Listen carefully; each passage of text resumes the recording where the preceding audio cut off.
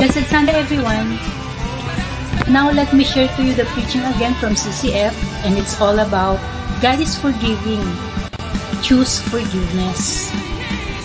Sa nangyayari ngayon sa bansa natin at sa mga ginagawa ng mga nakaupo sa gobyerno, syempre hindi natin maiiwasang magalit at saka hindi natin maiiwasang magkaroon ng feeling ng injustice at saka pang-abuso. Pero ano bang dapat natin gawin? Magpatawad? Kailangan ba natin piliin to? Well, oo, bilang Kristiyano. Pero forgiveness is not forgetting. It doesn't mean erasing the hurt or pretending it didn't happen. It's just choosing not to let the pain control us or dictate our future. Kailangan natin ng forgiveness para ma-free tayo sa resentment, para maging mature tayo instead of letting it define you or letting it define us. Ang forgiveness, maa-unlock niyan ang growth natin. Marirelease niyan ang bitterness para magkaroon tayo ng space ng compassion sa puso natin at magkaroon tayo ng healthier relationship sa kapwa natin at sa Panginoon. Panoorin natin to guys at para magkaroon tayo ng malawak pa na pangunawa about forgiveness. Tandaan nyo ha, God is forgiving, choose forgiveness. Akala ko kukunin niya yung regalo eh. Balik tayo dito. So ano po bang ibig sabihin yan? Na para po lalo natin ma-appreciate, alam niyo kung bakit importante po yung idea ng forgiveness at mamaya maintindihan niyo kung bakit importante ito sa lahat sa atin. Sabi mo ni John MacArthur, not only is forgiveness the path to joy and satisfaction and fulfillment in the family, but the inability to forgive not only destroys relationships, it destroys the people who don't forgive. It is not only destructive of relationship, it is self-destructive. Kung mapapansin niyo kapag kayo napunta sa mga social media ngayon, minsan yung ibang mga digital creator, nag-i-instill ng galit, parang papakita na kagad. Be honest, yung mga inaakusahan sa atin, wala pa naman, wala pang finality doon. Wala pa. Kasi marami pang gagawin dyan. Marami pang investigasyong gagawin, bago yan matiyak na totoo ngang nagawa nila yon o hindi. Di ba? At mapalasutan man nila yan, o totoo o hindi, may Diyos naman tayo. Pero ang tanong sa atin, ano dapat ang ating attitude towards them?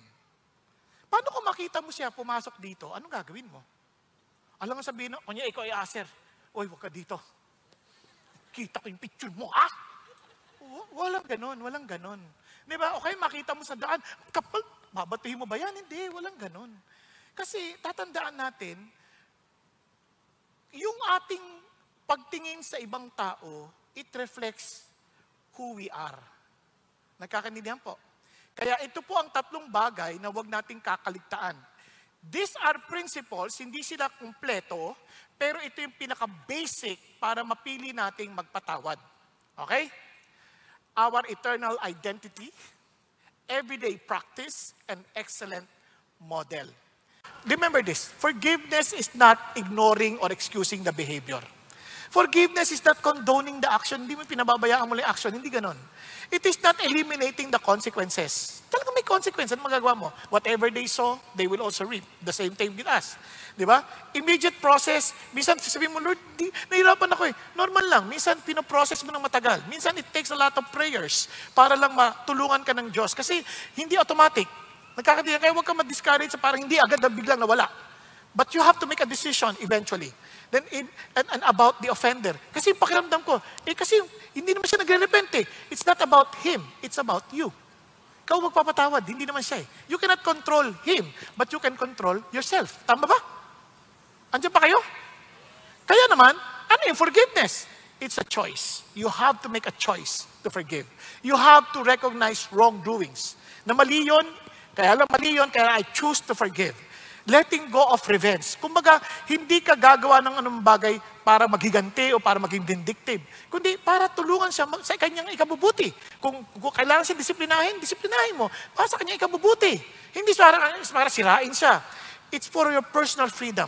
Kasi the moment you forgive, napapalaya ka. Hindi mo ba napansin? Yung pag nagtatanim ka sa sama ng loob, di ka makatulog. Tapos yung kinasasama mo ng loob, tulog na. Yung asawa mo, galit-galit ka sa kanya, tapos tulog-tulog. Gumaganon pa. Kasi ikaw yung nabibihag. Tapos ito pa, independent of trust. Hindi naman sinasabi, ibalik mo yung trust, yung tiwala mo sa kanya. Pinatatawad na kita, kanya rin, ang utang, hindi nabayad. Oh, pinatatawad na kita, pero hindi kita pa uutangin ulit. May mga hanggang di ka nagbabayad. Tama ba? Kasi you have to regain the trust. Now, ano ba? Acknowledgement of consequences. Kailangan, hindi ina-acknowledge mo pa rin yung consequence ng kanyang ginawa. Katulad ng ginawa ng asawa ni Charlie Kirk. I forgive the offender. Pero hindi ibig sabihin, laya na siya. Ibig sabihin, tapos na. Hindi. He had to acknowledge that there is a consequence. Okay po ba yun? At saka hindi na against her. It is against the people of the United States of America. Kaya naman, blessing ang magpatawad. Blessing, kasi may joy of pleasing God. May privilege of displaying Christ-likeness. At mayroon tayong peace of mind and heart. At gumalakas ang ating mga pangatawan. Nakita natin kay Tom. Yung stronger relationship natin sa mga kapwa-tao. Kasi if we are hurt, we will hurt even those who love us. Yung pag meron tayong sama ng loob, yung mga nagmamahal sa atin, masasaktan pa natin eh. Bakit? Hindi natin alam vaccine effect. Kaya may reliance tayo ultimately on God's justice. Lord, kayo na to. Pero pagka may unforgiveness, nako, para ka nabihag ng nakaraan. Ikaw ay laging anxious, minsan depressed, madami mong sakit, minsan dry ka spiritually, tapos may hindrance ang blessing and answered prayers, and of course, you're trying to take justice into your own hands. Sabi ni Martin Luther King, forgiveness is not an occasional act. It is a constant attitude. God is telling us to forgive. Tingnan niyo po paano ginawa ni Jesus. For you have been called for this purpose since Christ also suffered for you, leaving you an example for you to follow in His steps. Sabi niya, who committed no sin. Wala siyang kasalanan, nor was any deceit found in His mouth. Walang panlilinlang sa kanyang mga labi. While being reviled. Wow. He did not revile in return. While suffering, He uttered no threats. Hindi niya tinakot. Pagtapos ko nito, lagot kayo sa akin. Yari kayo. Walang ganon. Kept entrusting Himself to Him who judges righteously. And He Himself bore our sins in His body on the cross. For what purpose? Forgiveness. Finally, sabi ganon, to sum up, all of you, be harmonious, sympathetic, brotherly, kind-hearted, and humble in spirit, not returning evil for evil, insult for insult, but giving a blessing instead. For you were called for the very purpose that you might inherit a blessing. The heart of God is to bless us. At anong sikreto? Learn to forgive.